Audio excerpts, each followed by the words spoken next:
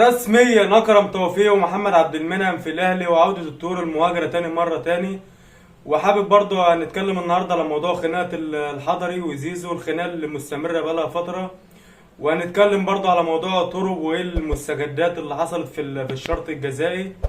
بس في البداية بتمنى تعمل اشتراك في القناة وتفعل الجرس عشان يوصلك كل جديد بإذن الله. السلام عليكم ورحمة الله. فيديو جديد وصوت أهلاوي. حابب ان نتكلم في اول حاجه على موضوع عبد المنعم واكرم توفيق. خلاص بشكل شبه رسمي ان اكرم توفيق ومحمد عبد المنعم موجودين مع الاهلي في انتقالات يناير اللي جايه. خلاص الاهلي خلص مع الفريق القطري وخلص مع الفريق الفرنسي، انهم يبقى موجودين ان شاء الله في الانتقالات اللي جايه.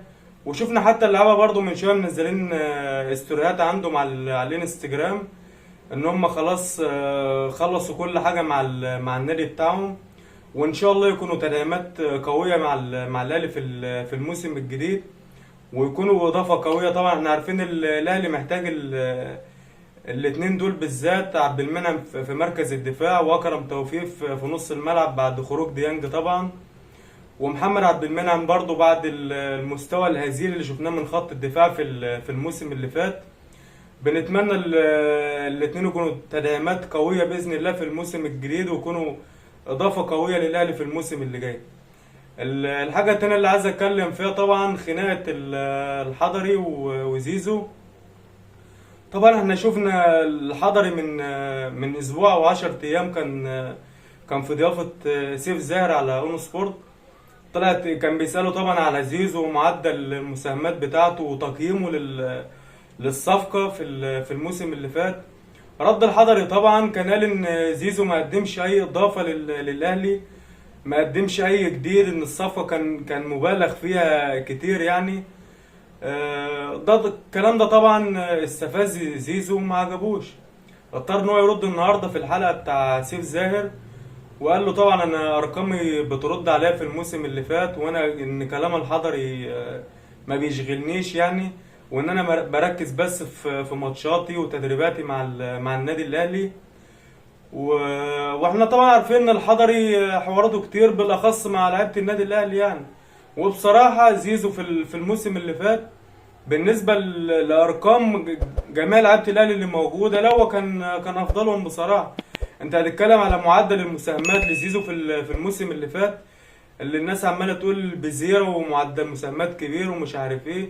زيزو بمعدل مساهماته بالنسبه للعيبه الاهلي اللي هو تقريبا هو كان اعلى واحد بعد تريزيجيه يعني. تقريبا كان معدل المساهمات بتاعته تقريبا 15 مساهمه. زيزو تقريبا مسجل 7 اهداف وتقريبا برضو عامل 8 مساهمات مع الفريق. بنتمنى الاجواء تهدى في الفتره اللي جايه، وبنتمنى لزيزو برضو الهدوء في الفتره اللي جايه، ويركز في الملعب اكتر ويسيبه من التصريحات. وبنتمنى التوفيق ان شاء الله بالفتره اللي جايه. حاجه الاخيره اللي عايز اتكلم فيها برضو موضوع الجهبذ بتاعنا اللي هو يستروب. خلاص كده الموضوع شكله داخل في طريق مسدود، مش شايفين اي حلول بتحصل بالنسبه للشرط الجزائي.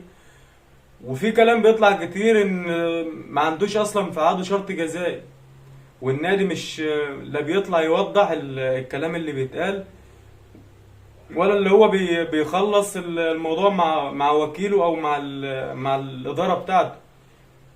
مش شايفين اي جديد بيحصل في الموضوع. تقريبا طرق كده انت خلاص لبسته في الموسم الجديد، وتقريبا ولو كمل طبعا احنا عارفين هيبقى موسم صفر برضه في الموسم الجديد. بنتمنى الاداره تشوف حل ليسترو في الموسم اللي جاي، وعشان تقدر تخلص مع مدرب من دلوقتي ويعمل لك معسكر اعداد محترم في الموسم اللي جاي. وبنتمنى السرعه في اتخاذ القرار طبعا، وبلاش البطء اللي بيبقى موجود في كل الانتقالات بالنسبه لموضوع الصفقات كمان يعني. ده كل اللي كان موجود عندنا النهارده في فيديو سريع كده في اخر اليوم. ولو وصلت لحد هنا طبعا وبيعجبك المحتوى بتاعنا، ما تنساش تعمل الاشتراك في القناة وتفعل الجرس عشان يوصلك كل جديد بإذن الله. وحط لايك على الفيديو ودعم اخوك في القناة دي قناة اهلاوية اصلا في الاساس يعني. وان شاء الله اشوفكم على خير في فيديو جديد. السلام عليكم.